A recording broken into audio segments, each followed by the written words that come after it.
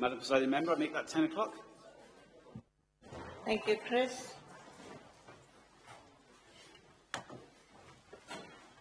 Before we start the council business, I would like to propose a minute's silence to pay respects to the two ladies, the one from Dunavon and the one from Cwmbran, who sadly lost their lives tragically recently.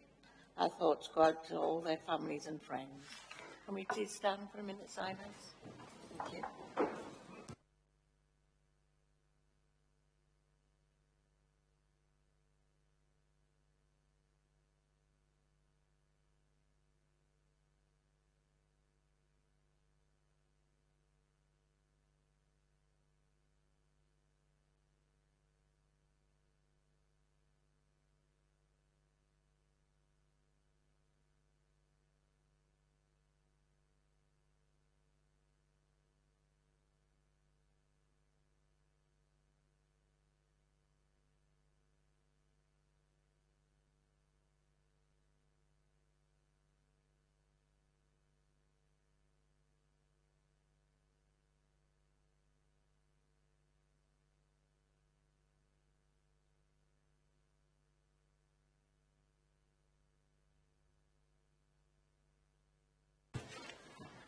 Again, before we start the meeting, can I just let you know that the clocks haven't gone back in this chamber today, so we're not running late. Bore da, croeso. Good morning. I'd like to welcome everyone to the hybrid meeting of the Council. This Council meeting is being broadcast live over the internet and will be available to view online now and in the future. We welcome the use of the Welsh language at meetings. I've had no requests for people to speak Welsh today, so this meeting will be conducted in English only. Members in the chamber, please be aware that we're all on camera and you may be visible on screen when people around you are speaking. And please remember to speak clearly into your microphones. Members participating remotely, can you please refrain from using the chat function and instead use the raised hand icon to indicate when you want to speak.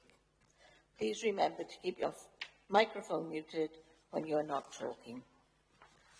May I remind members that as per the statutory guidance made under Section 4 of the Local Government Wales Measure 2011 and our formally adopted hybrid meeting policy, any member attending a meeting remotely must be able to be seen and heard by members and officers who are attending the meeting, as well as by members of the public viewing the meeting.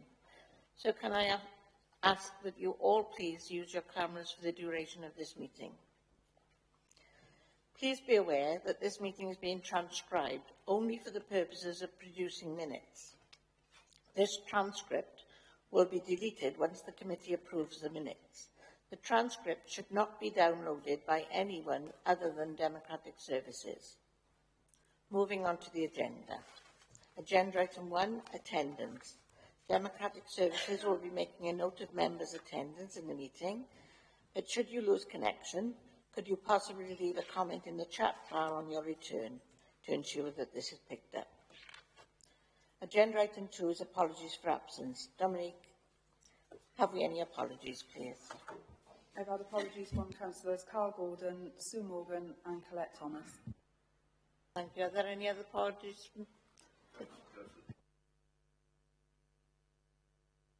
Thank you. Yes, Councillor Sue Morgan. That was the week on you. Okay.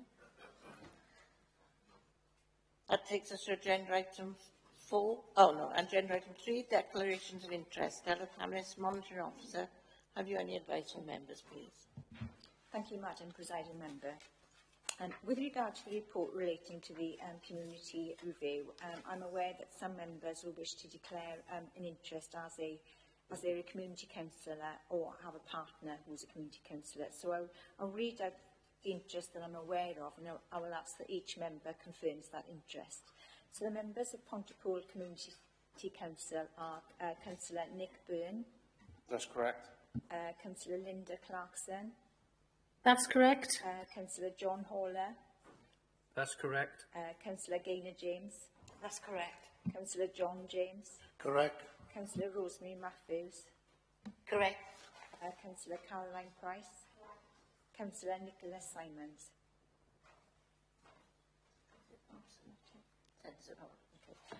Members of Cwmbran Community Council are Councillor Stuart Ashley, Councillor David Thomas, absent. Councillor Peter Jones, Correct. Councillor Rose Seaburn, your husband is a member of Cwmbran Community Council. Correct. And members of Henches Community Council are Councillor Ron Burnett, Correct. Councillor Colette Thomas, and Councillor Cross's husband is a member of Henches Community Council, Correct. and Councillor David Williams is a member of Crossakilog and Llanrafon Community Council, Correct. and Councillor Liam Coles is a member of Blaenavon Town Council. That's correct. Thank you, Madam Presiding Member. Thank you. Any further declarations?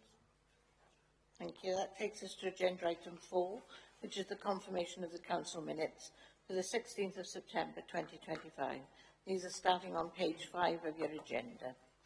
Members, could you possibly state whether you have anything to raise in relation to the minutes?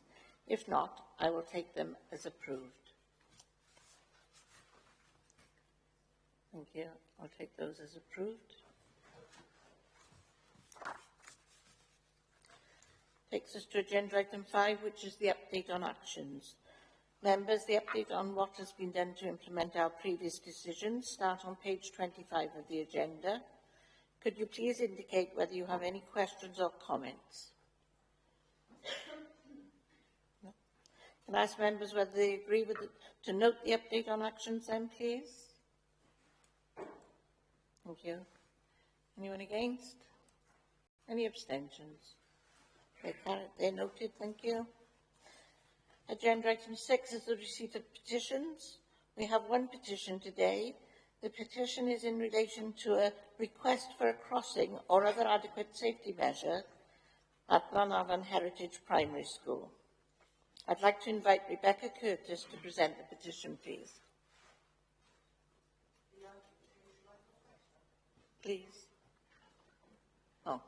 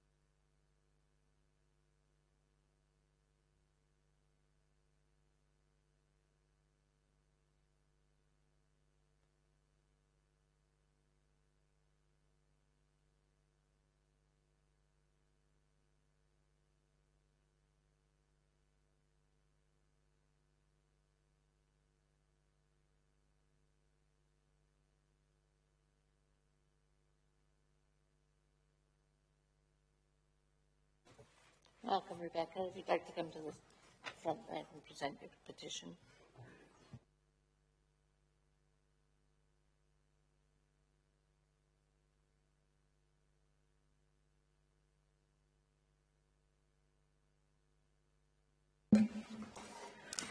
Good morning.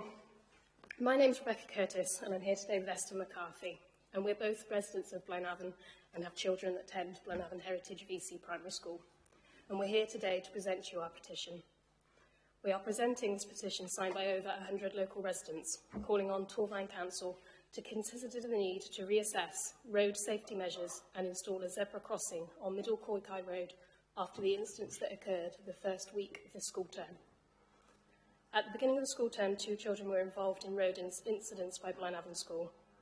The school has 2 entrances onto the school grounds, and the entrance from Middle Coykai Road is, in its current state is not adequately providing parents and their children with safe access to the school.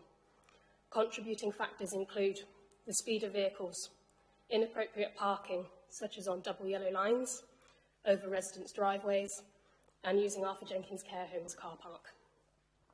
The lack of visibility is causing a number of vehicles using that road at the opening and closing day. Children just aren't being seen. The entrance of the school is not just used at the beginning and the ending of closing of the school day, but also during the day for infants that attend the nursery. And children of this age have no concept of road safety and are at a higher risk of critical injuries if struck by cars, even at 20 miles per hour, because of the position the cars would strike them and the injuries due to their height and their fragile developing anatomy. This is not the only additional time the entrance to the school is used. This access point is also used outside of school hours by clubs that use the school's multi-use game area. And as the winter encroaches and nights draw in, visibility is becoming increasingly worse and there's no safe place to cross the road. Providing a safe place for the parents and children to cross is crucial in an attempt to prevent another one of these incidents from happening. This is a regularly used access point by the school, by children and parents, many of which have underage school children in tow. This is not only beneficial for our children, but for those that come after. Providing a safe access to school grounds is essential. If we are going to promote healthy living and walking to school, then no child should feel anxious or concerned about walking there. On behalf of all the petitioners, we ask Torfaen Council to address this urgent community concern. Thank you for your time and for your attention, and I now formally hand over the petition to be received by the Council for their consideration. Thank you. Thank you very much. Members, do you agree for the petition to be sent to the relevant executive member for them to consider, respond and report back? Thank you. Anyone against? Any abstentions? Thank you very much. That will be handed over.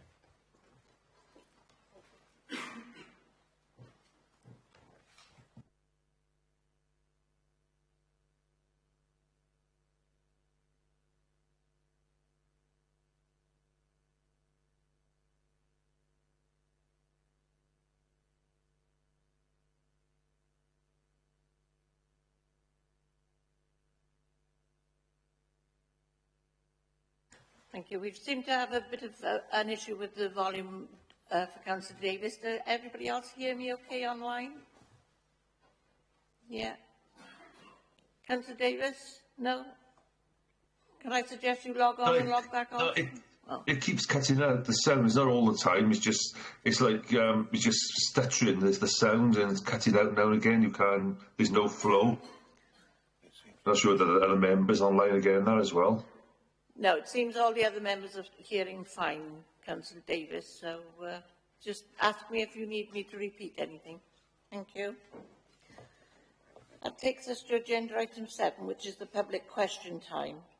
There are no public questions, so we'll move on to agenda item 8, which is the announcements from the Leader and the Chief Executive. Leader, do you have any announcements, please? Thank you, Presiding Member. 2 announcements from me today.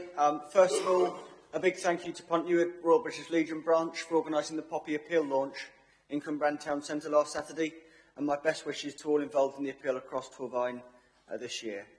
Secondly, I'd like to invite Rosalind Eaton and Llantarnam Councillor Jason O'Connell down to the front of the chamber. Rosalind has been nominated for a Civic Award in recognition of her work to care for the swans and geese of Cwmbran. Thank you to Rosalind for your outstanding commitment to local wildlife and to our environment.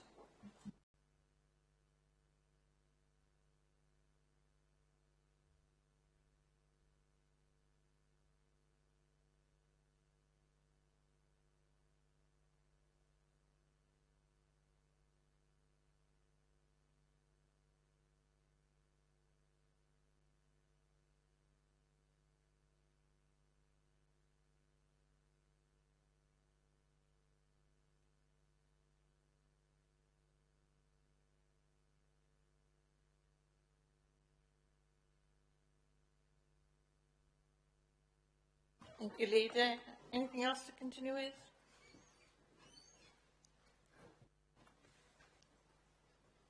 No? Sorry. No further reports? Okay. Chief Executive, do you have any announcements, please? Nothing from me, Madam Presiding Member. Thank you. Thank you. That takes us to agenda item 9, the federation and collaborative arrangement between Torfaen and Blaen and Gwent County Borough Councils. The report starts on page 27 of your agenda. Jason Lewis, Director, Corporate Services, could you deliver this report for us, please? Thank you, Madam Presiding Member, and good morning, members. Today I'm presenting a report that recommends a package of measures that are designed to support the development of the federated model of collaboration between Torfaen and Blaen and Gwent councils. As you know, both councils have agreed to enter into this initiative with the purpose of strengthening our strategic capacity and service resilience, and ultimately improving outcomes for our residents and communities, whilst preserving each council's sovereignty. The report seeks council approval for two key measures, and they're namely the heads of terms for a Section 113 agreement between both councils and a joint pay structure for senior roles accountable to both councils. Both of these documents are appended to this report. As a reminder, in January 2025, Torfaen and Blaen and Gwent councils chose to appoint a joint chief executive. Since then, both councils have committed to a federated model that supports collaboration whilst maintaining sovereignty. Section 113 of the Local Government Act 1972 provides the legal basis for this shared arrangement. The heads of terms for the Section 113 agreement between Torfaen and Blaen and Gwent County Borough Councils outlines the foundational principles for our federated working arrangements, enabling shared leadership and staffing models while preserving each council's sovereignty.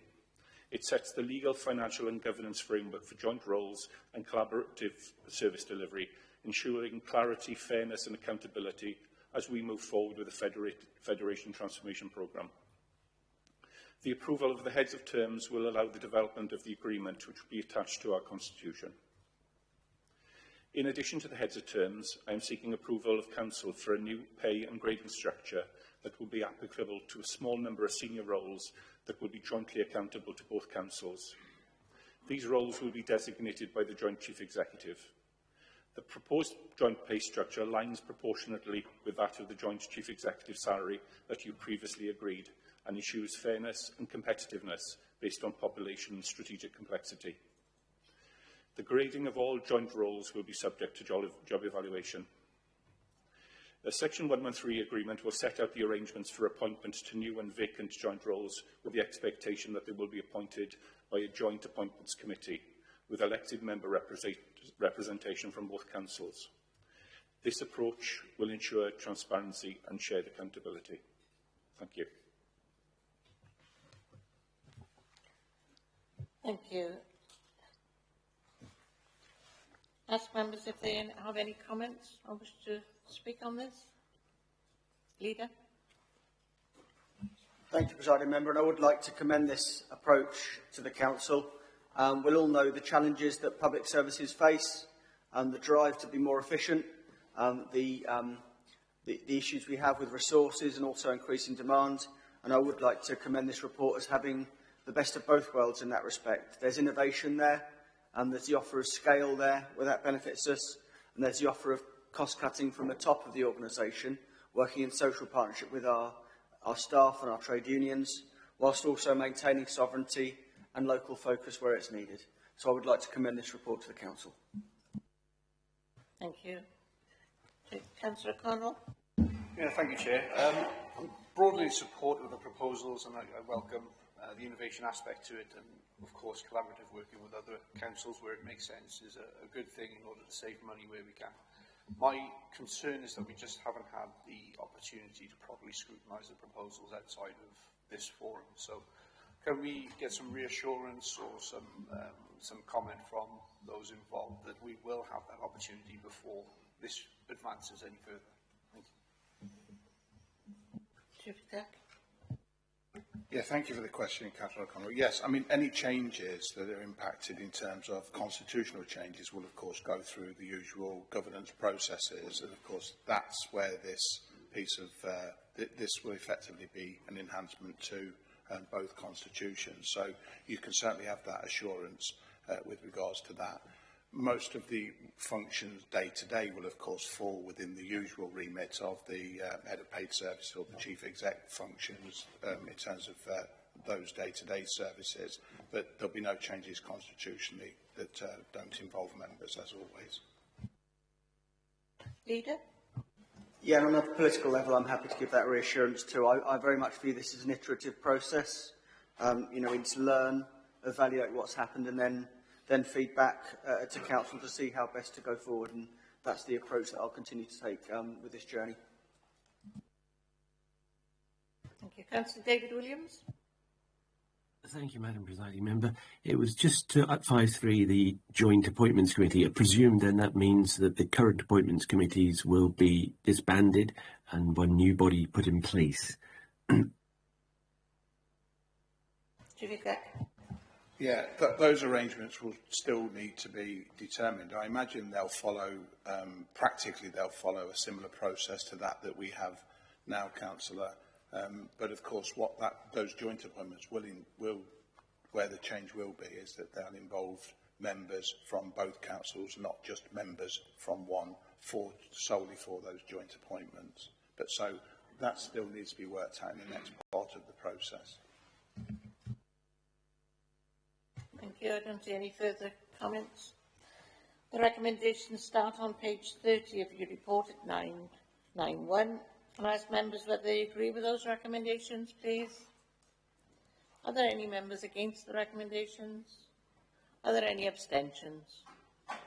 Thank you. That report is carried. Takes us to agenda item 10, which is the annual self-assessment and wellbeing report 24-25. This starts on page 39 of your agenda. Stephen Vickers, Chief Executive, could you deliver this report for us, please? Thank you, Madam Presiding Member, and thank you, members. So I'm pleased to introduce the Council's statutory annual report for the financial year 24-25, which is set out in Appendix 4. This report fulfils two key legislative requirements. Under the Local Governments and Elections Act 2021, we must publish an annual self-assessment report, and under the Wellbeing of Future Generations Act 2015, we must report annually on our progress against our wellbeing objectives. This report is a reflection on our performance over the past year and our arrangements that we have in place to continuously assess and improve that performance.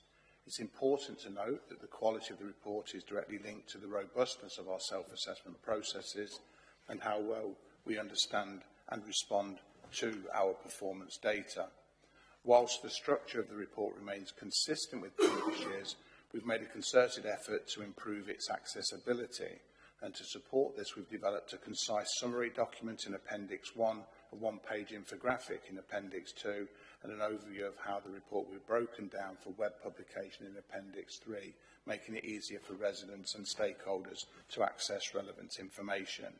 The report is framed by two key pieces of two strategic documents: our county plan, of course, which sets out the ambitions for our residents, communities and businesses, and the characteristics of an outstanding council, which guide how we work as a council and the conditions we aim to create to deliver against those ambitions.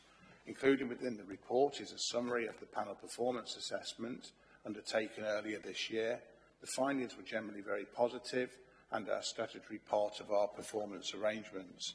We remain acutely aware, of course, of the challenges that we face as public services, so we're not expecting additional resources but through our federated model, we're organising ourselves to be innovative and resilient, so not just to survive but to improve well-being across our borough and actually thrive.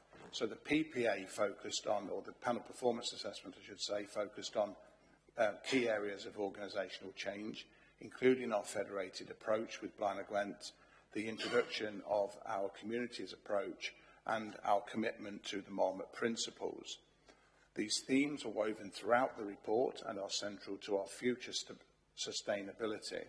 In particular, the report includes the Torvine Deal and introduces the Torvine Deal, our new social contract based on trust, shared responsibility and collective action with our communities. As members will be aware, this is a major development for the Council and a key part of our journey to be fulfilling our role as a Marmot Council, committed to reducing inequality and tackling inequity across Torvine. The heart of the report is section 4, which details progress against our 9-county plan wellbeing objectives. This section also includes progress against the characteristics of an outstanding council framework, highlighting priorities for the year ahead, particularly around the federated approach and the Torvine deal. I hope the report conveys the significant progress that we've made over the past year in delivering our shared priorities. As always, our success is our testament to the dedication, creativity and the hard work of our staff across all directorates and the communities that we serve. We've also been transparent about the challenges that remain and the work needed to overcome them. So I trust that members will take heart from the innovative approaches that we're adopting. These developments are not only shaping how we deliver services, but also how we plan and manage our limited resources. Our approach is ambitious, and while it may differ from other councils in Wales, we believe it's the right path for Torvine's sustainable future. Finally, I would like to emphasise that the self-assessment is fundamental to our culture, fosters openness, challenge and continuous improvement. I hope this is balanced throughout the report and is reflected in that commitment. The report was received by the Governance and Audit Committee on the 25th of September, providing further assurance of our performance arrangements. I would like to thank Tom Roberts and his team, and particularly Leanne Skellett, who's here with us today, for their hard work in developing the report. I'll pause there, Madam Presiding Member, if I can. I'm here with the executive team to take any questions, should there be any. Thank you. Councillor Jones. Thank you, Madam Presiding Member. Just picking up on what the Chief Executive said, I sit on the Governance and Audit Committee, and this report was scrutinised by them, as the Chief Executive said, and it was well received. So I hope that gives some reassurance to Council members. Thank you, Councillor Jones. Councillor David Williams. Thank you, Madam Presiding Member. Just to say thank you very much, officers, for taking on board some of the comments from last year and having these appendices. I think it's a very good piece of work that helps to sort of put the message across clearly. So it's good to know that that has borne fruit, shall we say. And I commend the report, following the comments from my colleague Councillor Jones as well, and the scrutiny process that's already been through it done. Thank you, Councillor Williams. Any more further comments or questions? Leader? Yeah, I would like to thank the Chief Executive Officer and members for the approach that's been taken both to this report and to improvement in the Council generally. It's that culture of data, evidence and challenge that we've been trying to foster and build up, and certainly that's something that's in a much better place now than it has been in the past. So I'd like to thank everyone for their hard work in doing that and getting to that point. And just to draw members' attention to 4.2.2 in the report, I do believe the panel performance assessments are a real improvement in the way that we look to share best practice and improvement between different councils. And so that's both a process and a report that I draw a lot of assurance from. Thank you, Leader. Councillor Stuart Ashley. Sorry, I forgot how to put my hand up in the chamber. I haven't been online a lot of time. I'll make that remark. As another member of the Governance and Audit Committee, I'd like to say I'm very assured by the report.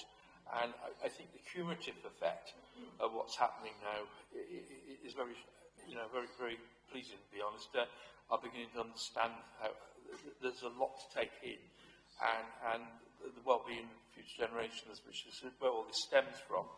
Those who have been in the council a long time will understand this as a journey, and I'm very sure of the Chief Executive's remarks on this. Thank you very much indeed. Thank you, Councillor Ashley. I don't see any other members. I take you to the recommendations, which are on page 46 of the report at 8.1. I'll ask members whether they agree with the recommendations, please. Are there any members against those recommendations? And any abstentions? That report is carried. Thank you very much. That takes us to agenda item 11, the Torvine Local Development Plan Annual Monitoring Report for 2025, which starts on page 151 of your agenda. Robert Murray, thank you. Principal Planner, could you deliver this report, please? Thank you, Madam Presiding Member. Following adoption of the Local Development Plan, the Council has a statutory duty under Section 76 of the Planning and Compulsory Purchase Act 2004 to produce an annual monitoring report for submission to the Welsh Government by the 31st of October each year. The purpose of the AMR is to monitor the effectiveness of the strategy and policy framework in the LDP and to consider whether amendments to these are required and whether a review of the plan should take place. The purpose of this report is to seek approval of the 2025 Annual Monitoring Report of the Torfaen Local Development Plan, attached as Appendix A to this report, for its submission to the Welsh Government. There have been contextual changes which have occurred over the last year, and these are covered in Section 3 of the report.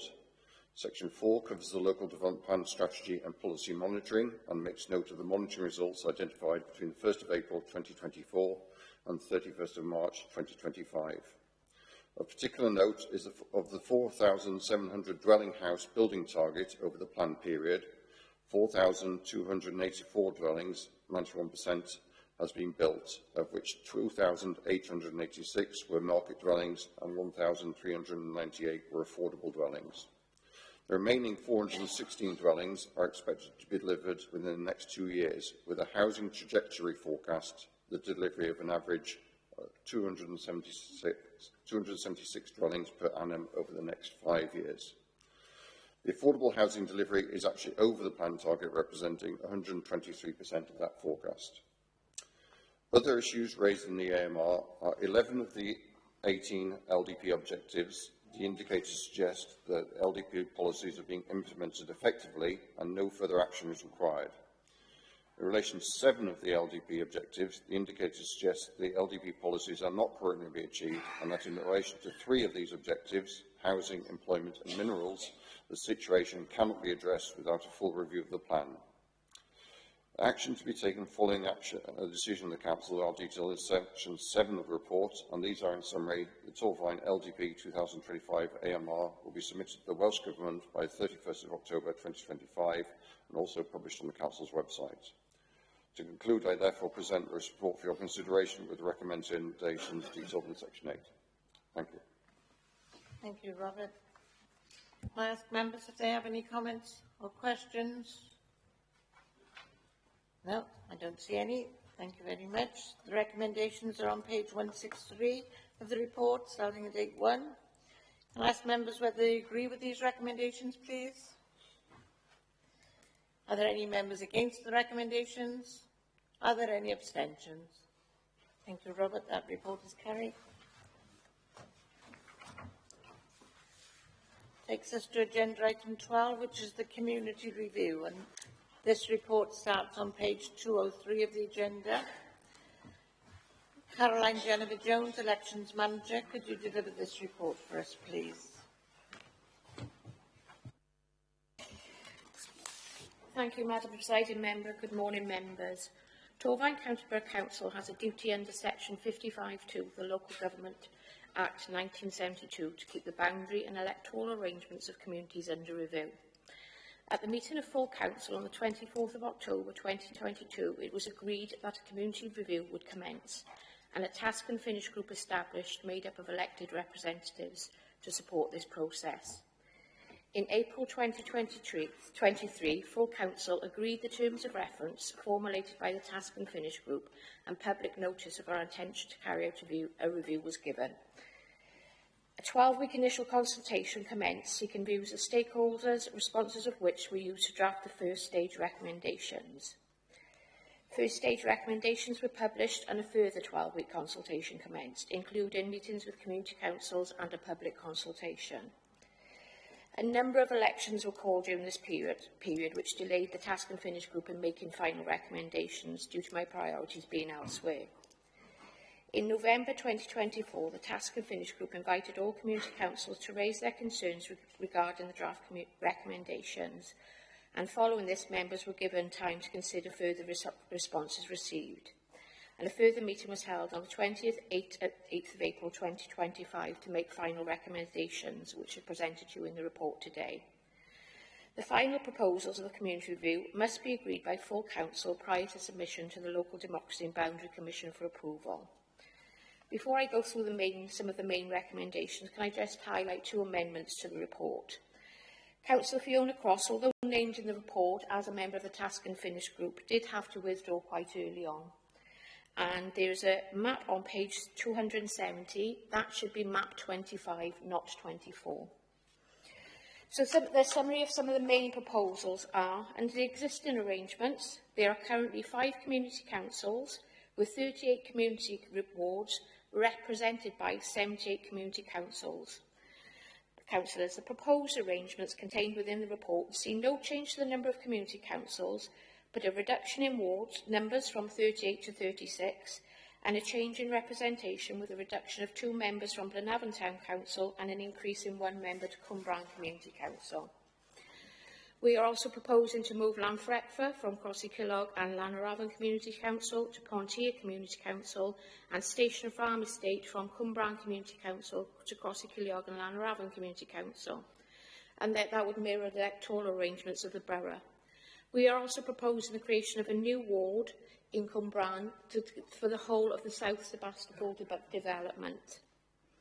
There are lots of changes in boundaries which are detailed in the report, but these are mainly tidying up exercises which are always recommended by the Boundary Commission when carrying out a review. If Council agree to the recommendations detailed in the report, which you will find on page 204, these will be passed to the Local Democracy and Boundary Commission for further consideration. If approved, these changes will be implemented before the 2027 local government and community council elections. Thank you. Thank you, Caroline. Are there any comments or questions? Councillor Cowles. Thank you, Madam Presiding Member. Given the responses in the report from Blenavon Town Council, it'll come as no surprise that I can't support the recommendations as they pertain to Blenavon. Blenavon Town Council has engaged with this consultation process in good faith from the outset. It's submitted 2 detailed evidence-based consultation responses, supported by demographic data, national comparisons and reference to Welsh Government policy. Yet at no point has there been a reasoned rebuttal or conscientious engagement with those submissions. There's no evidence of it in this report whatsoever. The arguments advanced by Blenavon Town Council on democratic representation, councillor workload, diversity and operational capacity have simply not been addressed by this report. Members will be aware that Blenavon is the only community in Torfaen that is being forced to reduce its number of elected representatives. Every other town and community council in this county borough is left unchanged or strengthened, yet Blenavon alone faces a reduction of its democratic voice. The rationale advanced rests on a one-size-fits-all member-elected ratio that was conceived before this consultation process even began.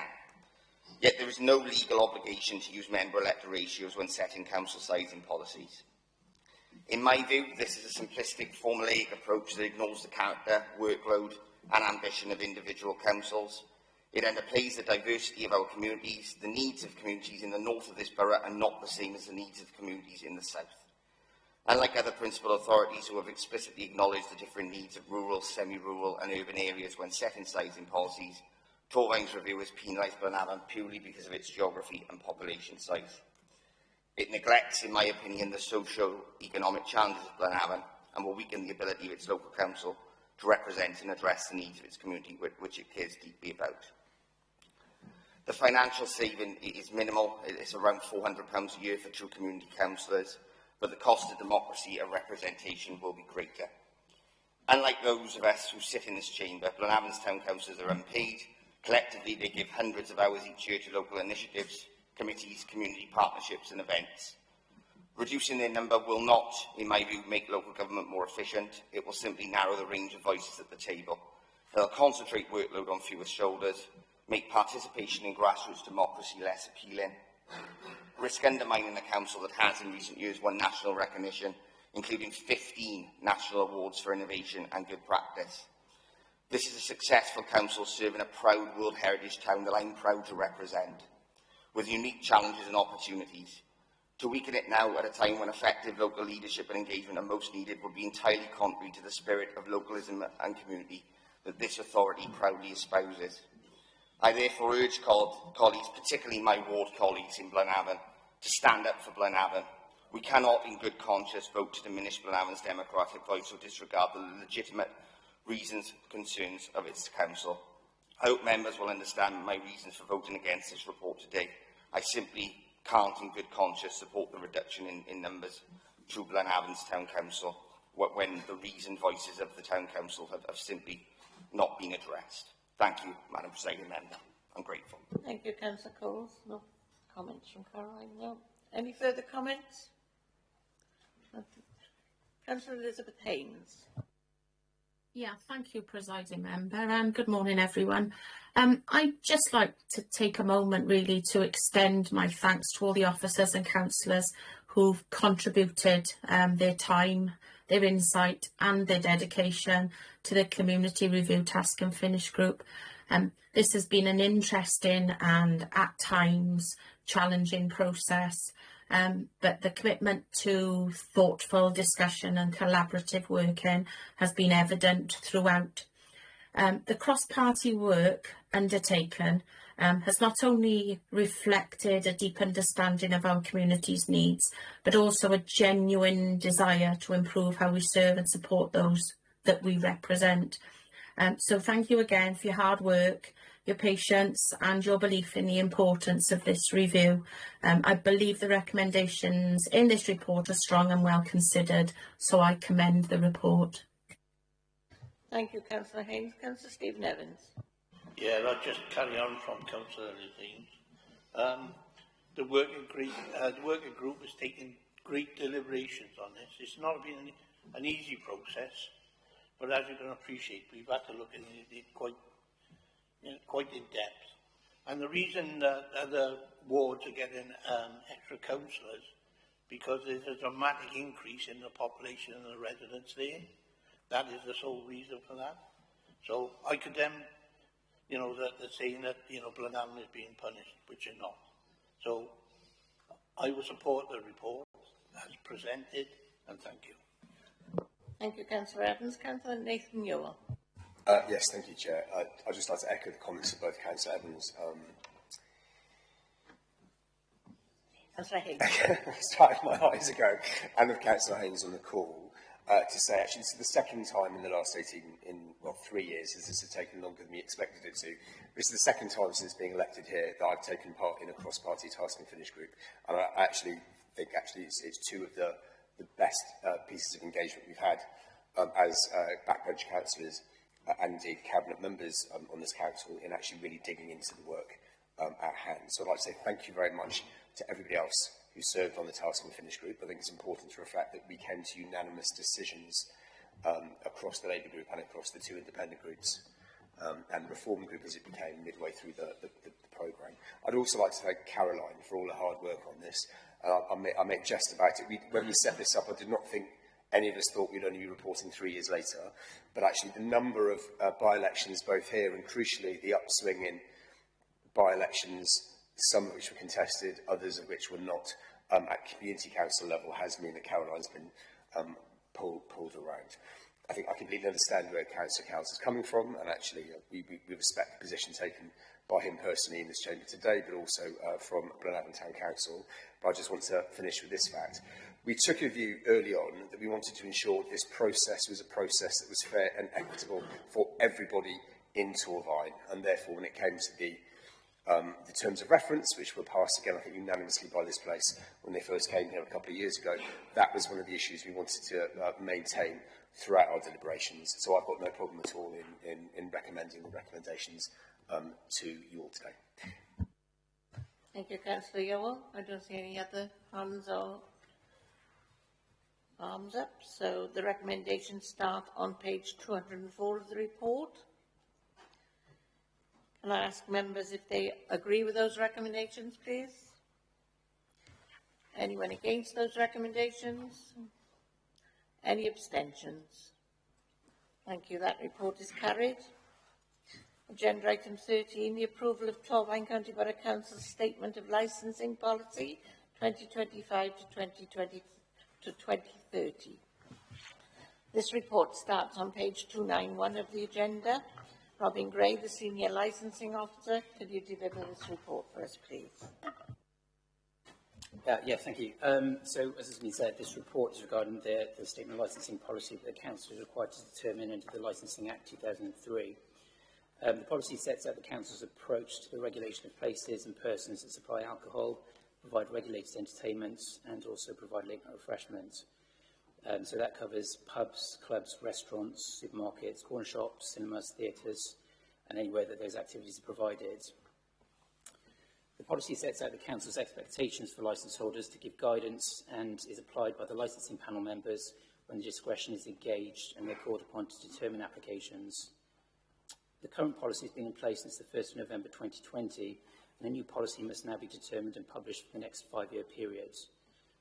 A draft policy has been prepared, which is brought before members today. Prior to preparing the draft policy, an initial consultation was undertaken with licence holders and responsible authorities to seek views on the current policy. We asked if they considered anything should be changed, added to or removed from the policy. This informed the first draft of the policy that was then considered and approved by the Statutory Licensing Committee in July. The draft policy was then subject to formal public consultation between July and September this year. 5 responses were received and the recommendations put forward by in the responses were included in the draft policy where appropriate. The updates to the policy include recommendations that licence holders actively promote any safeguarding initiatives promoted by the Council and the Police to protect vulnerable persons, such as implementing the Asperangela scheme, updated data and recommendations made by the Health Board to aid in alcohol harm reduction, and there's also updates following the publication of revised guidance by the Home Office. The Statutory Licensing Committee have been involved throughout the process of drafting this policy, and from approving the timetable, the consultation process, and most recently in approving the draft policy at this meeting in September. However, approval of the policy is a function of full Council, and so the draft is therefore brought before members for consideration today. The Council is asked to adopt the revised statement of licensing policy to take effect from the 1st of November 2025, and that will be effective for 5 years until the 31st of October 2030. Thank you. Thank you. Andy, Councillor Owen. Yeah, thanks, Councillor Seaborn. Members of the Licensing Committee have been involved throughout the review process and confirmed their support for the draft version at their meeting last month. So I'd just like to extend my thanks to the Licensing Committee for their time and constructive contributions to the review of the policy. Also thanks to the licensed trade and the public who engaged in the process and shared their views. Just thank you.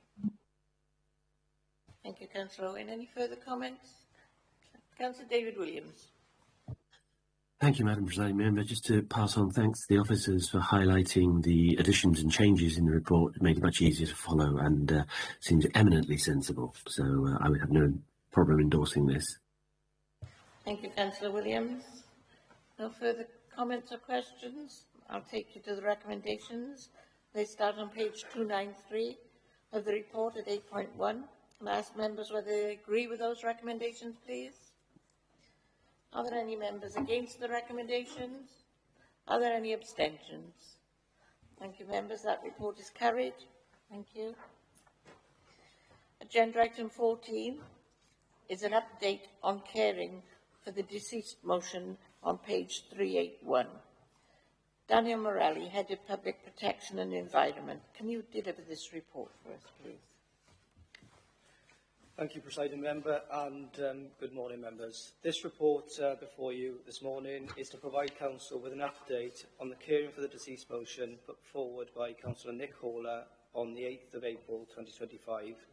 The motion, which was unanimously supported, sought to establish a network of volunteers to attend funerals of Torfaen residents who sadly pass away without any known next of kin. Since the motion, officers have worked with Councillor Hawler and the resident who proposed the idea to develop a process for volunteer attendance. A flowchart outlining the process has been created, which is shown at Appendix 1. Volunteer role descriptions have been drafted and a lead volunteer identified. A memorandum of understanding between the Council and the lead volunteer has been put in place. Plans are also underway to engage with Torfaen Voluntary Alliance to assist with volunteer recruitment, checks and inductions.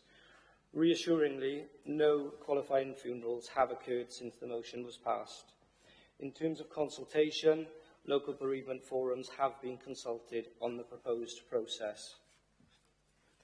And with regards to implications, it's worth noting that the success of the initiative will depend on volunteer engagement and relationship building. There are no associated financial impacts, as existing resources will be used to administer the arrangements. That concludes the report, and we're happy to take any questions. Thank you very much. Councillor Mandy Owen. Yeah, I just want to give thanks to Mr Griffin and Councillor Hall for highlighting this issue and bringing it to Council, and also thanks to officers for their work on developing the process going forward. Thank you. Councillor Nick Haller. Thank you, Madam Presiding Member. I will also echo that I'd like to thank the officers that have worked hard to implement this motion for our communities, and to Christian Griffin, who came to me to make this a reality. I think it's a lovely policy that we're now going to take on board within Torfaen. A lovely, nice policy for those people that need that type of issue. Thank you. Yes, thank you for bringing it. Leader? Yeah, I'd like to agree with Councillor Horner and Councillor Owen there. I think it's a good example of why we can't always say yes as a council for various reasons, not least resources. But this is a good example of how a resident idea can be translated into a policy improvement that will benefit people in the future. So thank you to everyone involved, including TVA, for their involvement. Thank you, Leader. Councillor Janet Jones. Just like to endorse everything. I think it's a really good course of action, and it shows that Torfaen is a caring council, and I really applaud it. Thank you. Thank you, Councillor Jones. Councillor David Daniels.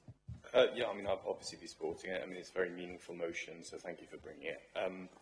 For me, it brings to mind not just the deceased, but actually those who are still with us who live with isolation and loneliness. And I'd like to, there's an awful lot of resource out there in Torfaen, and I'd like to promote that, use this as an opportunity also to promote that. So if it's okay, I will get a list of the provision we have in Torfaen, circulate it around members, liaise with comms around putting something out there to the public, because, you know, it's a lovely motion. It also, for me, brings up that there are people that we want to be reaching before that point. And there's an awful lot out there for those people. Thank you, Councillor David Daniels. I think we all echo those comments. Members, the recommendations start on page 382 of the report. Can I ask members whether they agree with these recommendations, please? Anyone against? Any abstentions? Thank you very much. Thank you for that report. That takes us to agenda item 15. Committee membership changes and appointment of independent member of Ethics and Standards Committee. This report starts on page 387. Jason Lewis, Director of Corporate Services and Head of Democratic Services, can you deliver this report for us, please? Thank you, Madam Presiding Member. The purpose of the report is to seek changes to the membership of the Adults and Communities Overview and Scrutiny Committee, the Education Overview and Scrutiny Committee, the Licensing Committee, and also to seek approval to renew the appointment of one independent member of the Ethics and Standards Committee for a further period of 4 years. At its AGM in May, Council agreed to appoint members to serve on various committees and other bodies of the Council, in line with the Council's overall political balance. As stated in the Constitution, all changes to committee membership must be agreed by a meeting of full Council, and regulations specify the number of independent members which must be appointed to a Standards Committee. They may be appointed for a term of between 4 and 6 years, and may be reappointed for one further term of not more than 4 years. The following changes are proposed for seats held by the Reform UK Wales Group under the Council's agreed political balance. Councillor Aaron Slade has been nominated to replace Councillor David Thomas on the Adults and Communities Overview and Scrutiny Committee. Councillor Stuart Keat has been nominated to replace Councillor David Thomas on Education Overview and Scrutiny Committee. Councillor Jason O'Connell has been nominated to replace Councillor David Thomas on the Licensing Committee. On the 19th of October 2021, Mr Roderick Guest was appointed as an independent member for the period of 4 years, and he has agreed to remain on the Ethics and Standards Committee for a further term of 4 years. Thank you. Thank you, Jason. I don't see any comments or questions. The recommendations are on page 388 of the report at 6.1. Can I ask members whether they agree with these recommendations, please? Are there any members against these recommendations? And any abstentions? Thank you. That report is carried. That takes us to agenda item 16, the motions on notice. There are no motions on notice, so we move to agenda item 17, which is member question time, and there are 6 questions for members today. Just get that question, sorry. The first question is Councillor Janet Jones to Councillor Amanda Rowan. Thank you, Chair. Many of our highways are benefiting from repair and or resurfacing, for which we are rightly grateful. However, I am really concerned that maintenance of footpaths, rights-of-way, steps and handrails is not happening. These are just as important as our highways and are important structures within our communities, but sadly they are being neglected. Do we have a budget for maintenance of all the above, or do we have to wait for suitable grant before necessary work is undertaken? Thank you, Councillor Owen. Thank you, Councillor Jones, for your question regarding the maintenance of highways, footpaths, rights-of-way, steps and handrails. These are critical assets for the authority to maintain in order to ensure that safety is secured for all highway users, which include pedestrians who use our footways and public rights-of-way. In terms of available budget, the Council does have a highway maintenance budget to ensure that the safety of our highway infrastructure is secured. I can confirm that our highway inspectors carry out periodic safety inspections in line with our Council policy on all our footways and will report any works required to ensure the safety of pedestrians is maintained. In addition, the Council makes annual budget provision for priority footpath maintenance, which is supported by Welsh Government grant funding. This includes cutting back overgrowth and cleansing activities. However, due to limited resources, it is not possible to carry out all maintenance, and funding is prioritised based on the need and ask. It must also be remembered that we are not responsible for all areas. Other partners and ourselves are also responsible for their equipment and their land. We have a dedicated team of rangers who maintain the rights of way in line with the work programme and ensure that routes remain accessible wherever practical. We also occasionally appoint contractors to support this work. This year, the Environmental Service commissioned a full survey of the rights of way network in Torfaen.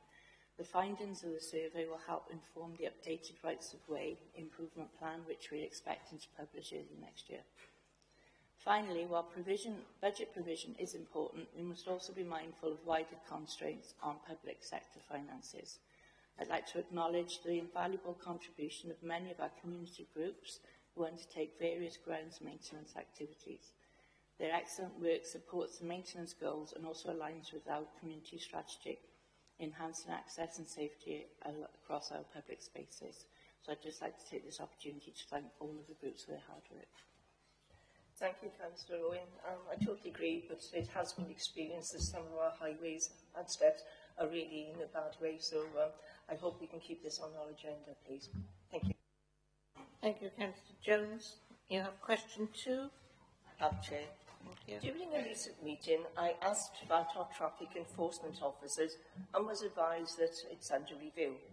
Do we yet have an update, as while members are experiencing more yellow lines placed in their wards, for again, which we are grateful, they remain ineffective as enforcement only takes place Monday to Friday. Nothing after 5 p.m, nothing on a weekend when 90% of issues occur. Our community police officers can do nothing, as apparently it's entirely the responsibility of Torfaen Council. Councillor Owen.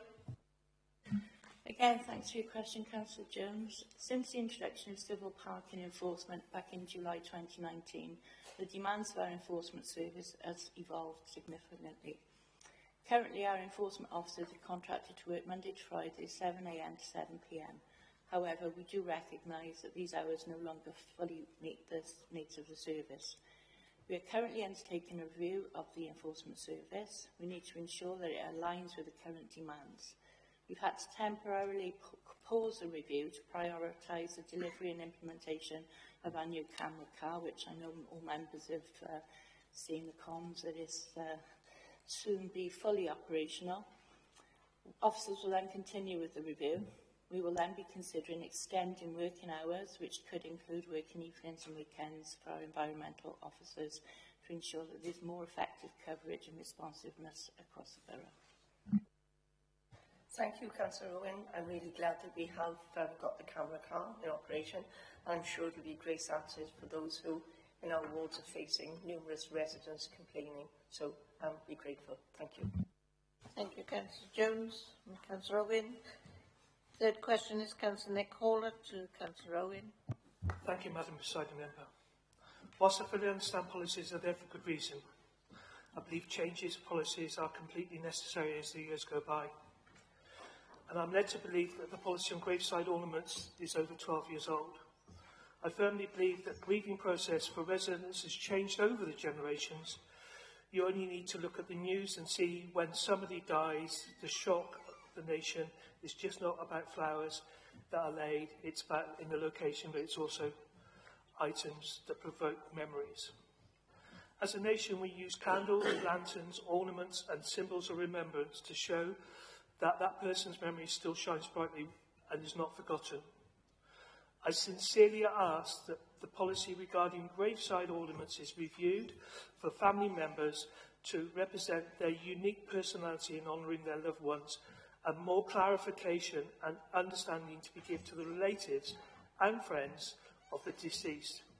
Could it be the case there is now a need to have a different policy when we bury children? Thank you. Thank you, Councillor Hawler. Councillor Owen. Thank you for your question, Councillor Hawler, about our grave personalisation policy, which sets out the rules on personal items that may be placed on graves in our cemeteries. I fully understand what an incredible, difficult experience it is to lose a loved one. I know that families and friends often choose to remember them in personal ways, such as by placing mementos on their graves, and I sympathise with those who are grieving and respect that everyone copes with loss differently. However, it's difficult to strike the balance, and the Council must have a policy and rules in place to ensure safety and property maintenance. Certain personal items that have the potential to cause injury, pose environmental risks or disrupt the peace and tranquillity of our cemeteries are therefore not permitted. This applies to graves in our standard cemeteries. In the children's sections of our cemeteries, items such as candles, lanterns and ornaments are allowed to be placed in front of the grave and on top of chip-ins. This approach is consistent with the policies of many other councils. We're not the only one that do this. We also seek to balance personal remembrance with the need to maintain safe, respectable and accessible cemetery spaces for all. The survey also, last year we went out to a survey on our cemeteries, and the survey also included questions to gauge the view on our grave personalisation policy, with 43% of respondents agreeing with the rules, 34% disagreed and 20% were unsure. A follow-up survey is due to be carried out next year to help inform any changes that may be needed for our policy and practices. I've also spoken to the team to make sure that things are made clearer on our website in relation to what is permitted and what isn't. Yeah, thank you, Councillor Owen. I fully understand where you are coming from. It is very difficult to express how people want to feel. Could it be now a case that Torvine should be now looking for a cemetery or a position within Vartig Cemetery so those loved ones can lay their children to rest in one specific area, so the isolation of how they want to represent their grieving is better, it's easier put into one area of the graveyard? Is that something that we could look at, please? I think we've discussed it over many years, but I think now is the time that we should have a specific area for children to be buried in their own little area within the Vartig Cemetery. Thank you. I'll take that forward and speak to officers. Thank you, Councillor Owen. Councillor Nick Hall, you have the question 4. I don't know, is the leader answering? Thank you, Madam. Yes. Okay, thank you. Thank you, Madam Presiding Member. Please could members be advised of any changes in recycling policy that's on the horizon when it comes to stretchy plastic that can currently fill purple lidded bins for residents who are not being able to take that recycling down to the UN, please. Leader. Thank you, Councillor Hawley, for your question. I'm replying on behalf of Cabinet Member Sue Morgan. Unfortunately, the local processor who collected our recycled plastic film ceased trading last year. As a result, we are unable to accept plastic film for recycling at the current time. However, officers are working closely with RAP and Welsh Government to explore emerging market opportunities. Given that curbside collection of plastic film will be mandatory from April 2027, the Welsh Government has funded a limited trial of plastic film recycling collections in partnership with the Vale of Glamorgan Council and Swansea Council. Following a tender process, the plastic film is being processed at J Plus Recycling in Swansea. Whilst the plastic film is only being accepted from the trial areas at this time, officers are closely monitoring the situation to identify potential future opportunities to recycle plastic film, both via our recycling centre and ultimately at the curbside. While plastic film can be bulky, it takes up much less space when compressed, and for the time being, residents might wish to take it to supermarkets who offer this service. Thank you, Leader. Thank you. Councillor Nick Hawley, you have question 5. Thank you, Madam Presiding Member. Following the announcement that a further 127 areas of parks and green spaces will be moved just to 1 year, knowing as environmental drive. This positive initiative for our environment that was introduced in 2014.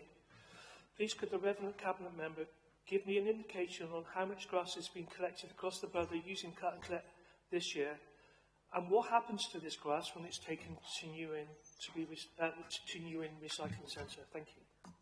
Councillor Owen.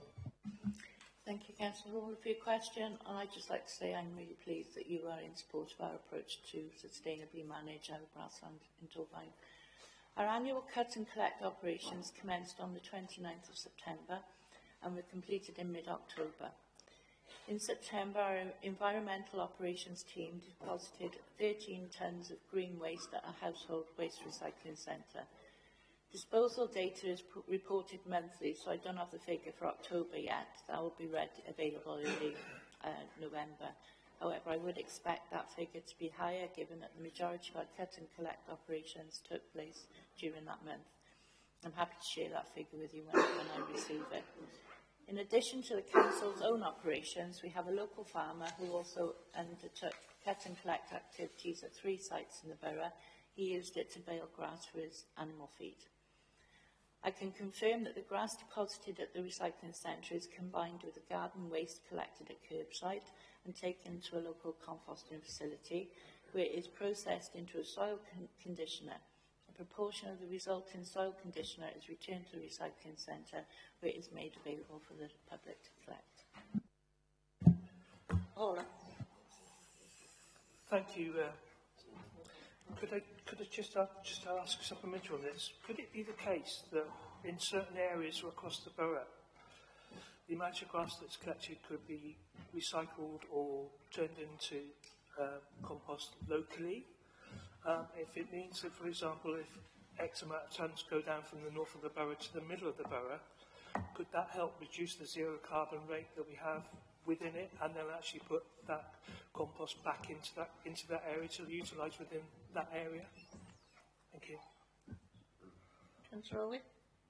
I'll look into that. I mean, it might be difficult by putting it back into one place. It's available to everybody then who accesses that household recycling centre. But I'll look into it, Nick. Question 6 is Councillor Liam Coles to Councillor David Daniels. Thank you very much, Presiding Member. The decision of Care Inspectorate Wales to cancel the care homes registration is devastating news for the residents, their families and staff of the Arthur Jenkins Care Home in my ward. What will Torfaen Council be doing to support the residents over the next few weeks? And what, if anything, does the Executive Member think could have been done differently in relation to support for the registered individual and Spectrum from a council perspective? Thank you. Thank you. Councillor David Daniels. Thank you, Chair, and thank you, Councillor Coles. I can, this morning, actually update to say that we expect the final residents at Arthur Jenkins to have moved to their new homes by the end of this week. So, in terms of weeks, it is largely going to be this week. The Council, I mean, we recognise that this is not the outcome that anybody wanted. It's not what the outcome that we wanted. All throughout, our commissioning unit has provided extensive support to the provider, and it continues to do so. As members will be acutely aware, CIW, Care Inspectorate Wales, inspected the home in May of this year, resulting in 4 priority action notices. At that time, the Council brought Spectrum into escalating concerns, and our officers supported the provider to develop a corrective action plan and work with them to support and validate improvements. Commissioning officers attended Arthur Jenkins 3 to 4 days a week from May. A joint interagency monitoring panel chaired by the Head of Adult Service met weekly with members of Care Inspectorate Wales, Spectrum Healthcare, TCBC Safeguarding, the Health Board and Care Management in Torfaen and Blaenau Gwent. Whilst the provider's responsible individual gave repeated assurance that improvements were being made, there was a lack of evidence to support this, and officers were therefore unable to validate these claims. Despite this significant support from both the Council and partners, the care home leadership were unable to meet the required improvements, and a further 4 priority action notices and 2 improvement notices were issued after CIW's inspection in August. Officers continue to meet weekly with the provider throughout to try and guide and support the improvement actions, but the August inspection confirmed there was negligible improvement and a further serious safeguarding concern emerged. The provider had a further 28 days to make improvements, but when CIW re-inspected the service at the end of September, they concluded that there was sufficient evidence that the service was unsafe. They held an urgent enforcement panel meeting on the 14th of October, and the unanimous decision of the CIW panel was to issue notices to cancel the provider's registration and to remove the provider's responsible individual. It is the failure on the part of the responsible individual that has resulted in the notice to cancel this registration, sadly. These decisions are never taken lightly. The Council has a statutory duty to safeguard vulnerable adults, and this is what our officers have been doing. Social workers have been working with residents and residents' families to identify new care homes in residents' best interest and will continue to do so. The update is that we have managed to do that. We're working closely with our Health Board colleagues to ensure vulnerable residents are fit to travel, and we will maintain contact with residents until they're settled into their new care settings. CIW's actions confirm that residents are at risk remaining in the service, which is why we're in a home closure situation and have been moving as quickly and as delicately as we possibly can. We're committed to continuously learning from all situations. However, given the serious leadership failings within the home, it's difficult to see what could be done differently to alter the outcome at Arthur Jenkins. By way of comparison, there are 2 other care home providers that have recently entered the escalating concerns process. Both demonstrated a clear focus on the required improvements and worked constructively with council officers and successfully achieved the necessary changes within a 3-month period. Regrettably, this level of engagement and progress has not been evident at Arthur Jenkins. So, in answer to your substantive question, in line with best practice, we will be undertaking a lessons learned exercise with our partners to review the circumstances and identify any opportunities for improvement in the process going forward. This is common. This is what we do in any home closure process, but I will be following this very closely. Thank you. Madam Presiding Member, can I just put on record my thanks to Councillor Daniels. He's been available any time of day for the last few weeks during this difficult time. And I'm sure I speak for me and Councillor Jones and Hall by saying thank you for all your help and assistance. It's not an outcome any of us wanted, neither me or my ward colleagues, but thank you for always being on hand to answer any questions that we have from residents. Thank you. Thank you, Councillor Cole. Chair, may I come in, please? I'd like to really take this opportunity of thanking all our officers and Councillor Daniels. Over the last couple of months, it's been extremely difficult, but all the team have been there to support Nick and I through every step of the way. And whilst it's distressing, and it's distressing for us who've been heavily involved, we do owe you a vote of thanks, and thank you for everything. Thank you. Councillor Daniels? Yeah, I mean, I thank you. I do appreciate that. And the reason I've been so open and accessible is because I think it's been very important to share and show you the inner workings of what's happened, because you know, there has been a lot of misinformation around the care home, unfortunately, which has complicated a very delicate situation unnecessarily. And I'm hoping that by showing you exactly what's been happening, exactly what the truth is, that it's helped you also manage, because I'm very conscious that members, you know, in your wards, particularly Blaenau, and as we've seen this morning, is a very, very tight-knit community. So I think it was entirely necessary that I empowered you to be able to answer and front up those questions that you would inevitably get. So thank you for that, and that's very much why I took that approach. Thank you very much. No, I'm sorry, it's on questions. So agenda item 18 is the Cabinet decisions. They are for the 14th to the 10th, 2025. Cabinet decisions start on page 389 and are the Council to note. There were no challenges to any of these decisions. Check the chat. Anybody wishing to comment on the Cabinet minutes? No? Thank you. Are there any members are all members in agreement with these recommendations? Any members against the recommendations? Any abstentions? Those minutes are noted. Thank you. That takes us to the date and time of the next meeting. For your information, members, the next meeting is scheduled for Tuesday, the 9th of December, 2025 at 10 a.m. That takes...